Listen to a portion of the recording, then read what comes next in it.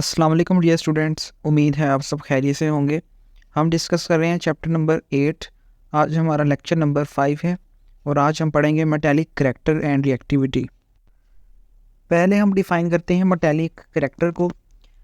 The metallic character is the tendency of an element to lose electrons. कोई भी element है ना, उसकी इलेक्ट्रॉन्स को लूज़ करने की जो खसूसियत है या काबिलियत है, उसको कहते हैं मेटालिक करैक्टर। अगर वो इलेक्ट्रॉन आसानी से लूज़ कर देगा तो उसका मेटालिक करैक्टर ज़्यादा होगा। अगर वो एलिमेंट इलेक्ट्रॉन्स आसानी से लूज़ नहीं करेगा तो उसका मेटालिक करैक्टर क्या होगा? कम होगा। तो मेटालिक करैक्टर डिपेंड करता है कि वो कितनी आसानी से इलेक्ट्रॉन लूज़ कर सकता है। एंड फॉर्म पॉजिटिव आयंस और कैटायंस। तो जब कोई भी एलिमेंट इलेक्ट्रॉन लूज़ कर देगा तो उस पर कौन सा चार्ज आ जाएगा? पॉजिटिव आ जाएगा और वो आयन बन जाएगा, और पॉजिटिव आयन को हम नाम देते हैं कैटायन का। अब हम देखते हैं कि पीरियोडिक टेबल में जो ग्रुप्स हैं उनके अंदर मेटालिक करैक्टर में क्या चेंज आता है। Since the ionisation energy decreases down the group, the elements have increased ability to lose electron. For this reason both the metallic character and reactivity increases down the group. अगर आपको याद हो, हमने ionisation energy और atomic radius वाले chapter में ये बात पढ़ी थी कि जब हम ग्रुप में ऊपर से नीचे की तरफ मूव करते हैं ना, तो एटॉमिक रेडियस बढ़ता है, यानी एटम का साइज़ बढ़ता है। एटम का साइज़ बढ़ने से आयोनाइजेशन एनर्जी कम हो जाती है, यानी इलेक्ट्रॉन्स को लूज़ करना आसान हो जाता है। तो हम ये भी कह सकते हैं कि ऊपर से नीचे यानी ग्रुप के अंदर टॉप टू बॉटम जो मेटालिक करैक्टर है वो बढ़ता है, क्योंकि इलेक्ट्रॉन्स का निकलना आसान हो जाता है, और जब इलेक्ट्रॉन आसानी से निकलेंगे तो मेटालिक करैक्टर भी बढ़ जाएगा।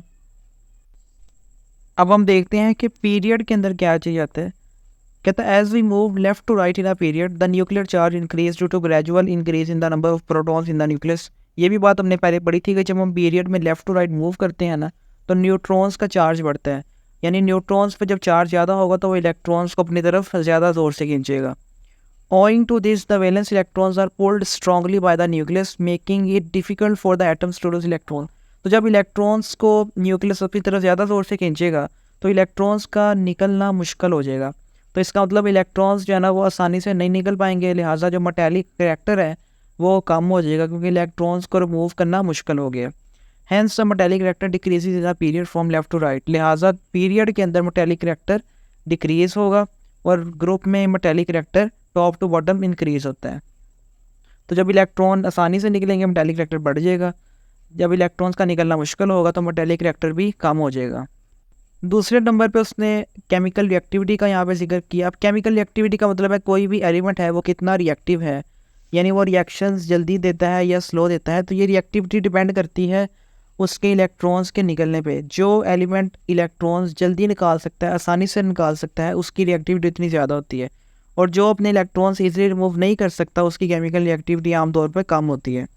तो वो कहता है the chemical reactivity gradually decrease as we move from left to right in a period. Period के अंदर जब हम लेफ्ट से राइट की तरफ मूव करते हैं ना, तो केमिकल रिएक्टिविटी कम होती है, क्योंकि इलेक्ट्रॉन्स का निकलना मुश्किल होता है। For example the second period starts with a very reactive element sodium which is followed by the less reactive magnesium. Aluminium and silicon are less reactive than both sodium and magnesium. उसने एक मिसाल दी है period number 3 की। Actual में ये period number 3 है, आपके यहाँ पे मिस्टेक है। इसमें अगर हम देखें ना, तो जो सोडियम है इसकी रिएक्टिविटी सबसे ज़्यादा होगी, उससे कम मैग्नीशियम की होगी, उससे कम एल्यूमिनियम की होगी, और उससे कम क्या होगी? सिलिकॉन की होगी। तो केमिकल रिएक्टिविटी क्या कर दी? जल्द डिक्रीज़ कर दी है जब हम पीरियड में मूव करते हैं। This is because the number of valence electron increases making it difficult to lose electrons. Moving further in a period towards non metals the chemical reactivity gradually rise again. लेकिन कहता है जब हम जैसे non metals तक पहुँचते हैं ना, जैसे ये फॉस्फोरस है, सल्फर है, क्लोरीन है, आर्गन, ये सारे नॉन मेटल्स हैं, तो नॉन मेटल पे जाके ना रिएक्टिविटी उल्टा थोड़ी सी बढ़ना शुरू हो जाती है। तो हम ये भी कह सकते हैं कि मेटल्स के केस में ये रिएक्टिविटी कम हो रही है, लेकिन जैसे ही नॉन मेटल स्टार्ट होते हैं तो रिएक्टिविटी थोड़ी सी बढ़ना शुरू हो जाती है। लास्ट में उसने थोड़ा सा डिस्कस किया डेंसिटी के बारे में। इसको हम एक एग्जांपल से समझते हैं। आप ना अगर 2 जार लें बराबर साइज़ के, एक में आप नमक को फिल करें और एक में आप आटे को फिल करें, अब दोनों का वॉल्यूम सेम होगा, यानी दोनों जगह एक जैसी घेर रहे हैं, लेकिन जब आप उनको वेट करेंगे ना, तो नमक का वज़न काफ़ी ज़्यादा होगा और आटे का नमक कम होगा, हालांकि उनका वॉल्यूम सेम है। तो फ़र्क क्यों आ रहा है? डेंसिटी पे फ़र्क आ रहा है। जो नमक है उसकी डेंसिटी काफ़ी ज़्यादा है, इसलिए वो भारी है, और आटे की डेंसिटी कम है, इसलिए वो आपको हल्का फील होगा। डेंसिटी जो होती है ना, किसी एक ख़ास वॉल्यूम के अंदर कितना मैस मौजूद है वो उसकी डेंसिटी कहलाता है। मसलन अगर आप देखें, ये 2 कंटेनर हैं, अब इन दोनों कंटेनर का वॉल्यूम सेम है, एक ही साइज़ के हैं, लेकिन इसमें अगर आप देखें तो इसमें मैस ज़्यादा है, एटम्स ज़्यादा हैं, इसमें एटम्स कम है। तो जिसमें एटम ज़्यादा होंगे, जिसका मैस ज़्यादा होगा, उसकी डेंसिटी भी क्या होगी, ज़्यादा होगी। तो डेंसिटी को हम डिफाइन करते हैं, it is the mass of substance in a unit volume, कि एक यूनिट वॉल्यूम में किसी भी सब्सटेंस का कितना मैस है वो उसकी डेंसिटी कहलाता है। अब अगर हम पीरियोडिक टेबल में बात करें डेंसिटी की, कि ये कम होती है या डिक्रीज़ करती है या इंक्रीज़ करती है। Density of elements generally increase from top to bottom in a group but varies less significant from left to right in a period. Actually में इसका हम प्रॉपर बता नहीं सकते कि ये हर टाइम इंक्रीज़ करेगी या डिक्रीज़ करेगी। कहते हैं जनरली ये देखा गया है कि ग्रुप में ना ये आमतौर पे टॉप से बॉटम इंक्रीज़ करती है, क्योंकि एटम का जो मैस है वो बढ़ता है। और अगर हम बात करें पीरियड की, तो वहाँ पे इसमें चेंज होती है ना, वो प्रॉपर नहीं होती, इसलिए हम उसको कोई ट्रेंड नहीं दे सकते। अब इसको मेजर किस में करते हैं, वो मेजर करते हैं ग्राम पर सेंटीमीटर क्यूब में, ये इसका डेंसिटी का यूनिट है। फिर आगे उसने एक टेबल बनाया है, फर्स्ट ग्रुप एलिमेंट्स, जो पहला ग्रुप है ना उसके एलिमेंट्स की उसने डेंसिटी लिखी हुई है। जैसे लिथियम है उसकी 0.53 है, सोडियम की 0.97 है, पोटेशियम की 0.89 है, रुबीडियम की 1.63 है, सीजियम की 1.879 है। तो अगर आप ट्रेंड देखें तो लिथियम के बाद बढ़ रही है, सोडियम तक बढ़ रही है, लेकिन फिर थोड़ी सी कम हो गई है, फिर बढ़ना शुरू हो गई है। तो इसका कोई प्रॉपर ट्रेंड पीरियोडिक टेबल में नहीं है, कहीं पे ये इंक्रीज़ होती है और बाद में कहीं पे डिक्रीज़ होना शुरू हो जाती है। आखिर में हम देखते हैं जो भी हमने कॉन्सेप्ट पढ़े हैं, पहले हमने एटॉमिक रेडियस पढ़ा, फिर आयनाइजेशन एनर्जी पढ़ा, फिर इलेक्ट्रॉन अफिनिटी के बारे में पढ़ा, आज हमने मेटालिक करैक्टर पढ़ा। ये चारों कॉन्सेप्ट को ना एक डायग्राम की मदद से हम एक्सप्लेन कर सकते हैं। अब ये आपका पीरियोडिक टेबल है, ऊपर से नीचे हमें पता है ग्रुप्स होते हैं और लेफ्ट टू राइट हमें पीरियड का पता है। तो अगर एटॉमिक रेडियस की बात करें तो ये ऊपर से नीचे इंक्रीज़ होता है, ये एरो की डायरेक्शन देखें तो ये नीचे की तरफ इंक्रीज़ हो रहा है, और लेफ़्ट टू राइट ये डिक्रीज़ हो रहा है। और अगर आप बात करें आयनाइजेशन एनर्जी की, तो ये भी पीरियड में इंक्रीज़ हो रही है, इलेक्ट्रॉन अफिनिटी भी लेफ़्ट टू राइट इंक्रीज़ हो रही है। इलेक्ट्रॉन अफिनिटी की अगर ग्रुप में बात करें तो ये ऊपर से नीचे डिक्रीज़ हो रही है, यानी नीचे से ऊपर ये बढ़ेगी, फिर उल्टा होगा। इसी तरह आयनाइजेशन एनर्जी भी ऊपर से नीचे तो डिक्रीज़ हो रही है, लेकिन नीचे से ऊपर बढ़ेगी। मेटालिक करैक्टर की बात करें तो जैसे जैसे हम ऊपर को मूव करते जाएंगे मेटालिक करैक्टर कम होता जाएगा, यानी इधर हमें नॉन मेटल्स मिलेंगे और इस साइड पे हमें मेटल्स मिलेंगे।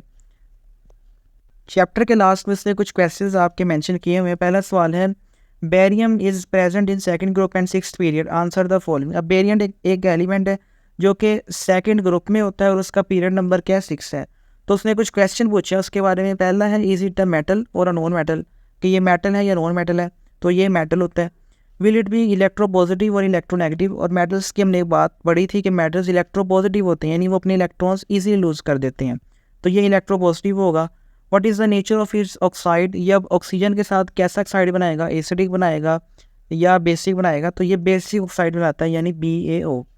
और लास्ट वाला है, in which physical state does this element exist at room temperature, कि रूम टेम्परेचर में ये किस हालत में होता है, सॉलिड, लिक्विड या गैस में, तो ये रूम टेम्परेचर पे सॉलिड हालत में होता है मेटल। क्वेश्चन नंबर 4 है, फ्रॉम दीज एलिमेंट्स, उसने कुछ एलिमेंट्स दिए हैं, लिथियम है, पोटेशियम है, ऑक्सीजन है, फ्लोरीन है और क्लोरीन है।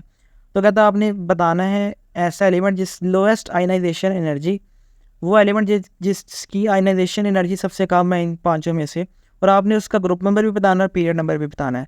तो लोएस्ट आयनाइजेशन एनर्जी इनमें से किसकी है, पोटेशियम की है, और उसका ग्रुप नंबर 1 है और पीरियड नंबर 4 है।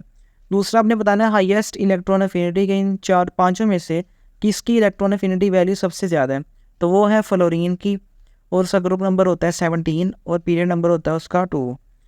क्वेश्चन नंबर 5 है, which two elements react to give a basic oxide and an acidic oxide, कहता कौन से दो एलिमेंट हैं जो कि मिलकर बेसिक ऑक्साइड देते हैं, तो वो है सोडियम, जब ऑक्सीजन के साथ रिएक्शन करेगा ना तो वो हमें देगा सोडियम ऑक्साइड जो कि बेसिक ऑक्साइड होता है। और दूसरा उसने पूछा है एन एसिडिक ऑक्साइड, तो वो कौन सा होगा, वो सल्फ़र होगा, जब सल्फ़र ऑक्सीजन के साथ रिएक्शन करेगा ना तो SO2 बनेगा, जिसको कहते हैं सल्फ़र डाइऑक्साइड, ये है एसिडिक ऑक्साइड। यहाँ पे आपके थ्योरी के लेक्चर्स कंप्लीट होते हैं इस चैप्टर के। उम्मीद है आपको ये लेक्चर्स इजीली समझ में आए होंगे। अगर आपको वीडियो अच्छी लगी तो वीडियो को लाइक, शेयर और चैनल को सब्सक्राइब कर दें। आपसे अब मुलाकात होगी इस चैप्टर की एक्सरसाइज के साथ। अल्लाह हाफिज़।